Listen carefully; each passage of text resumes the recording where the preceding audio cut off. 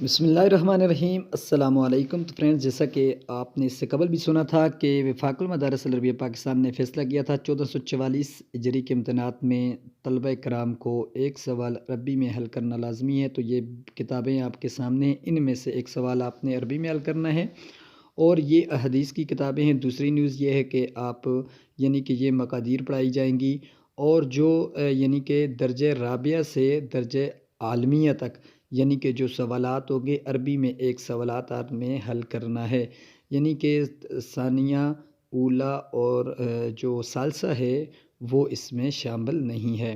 اور سب سے عام خبر یعنی کہ 1447 ہجری سے جو آپ داخلے ہوں گے اس میں اب ثانیہ والوں کے لیے میٹرک کا ہونا لازمی ہے۔ اس سے قبل یعنی کہ آپ مڈل سے یہ امتحانات دے سکتے تھے، تو اس لیے یہ بھی ایک عام نیوز وفاق کی طرف سے آئی ہے۔ تو یہ فیصلہ جو 1444 سے کیا گیا تھا، یعنی کہ امتحانات عربی میں ایک سوال لازمی ہے، تو وہ کتابیں بھی میں نے آپ کو بتا دی اور حدیث وغیرہ بھی بتا دی۔ پلیز چینل کو سبسکرائب کر کے ویڈیو کو لائک کر دیں۔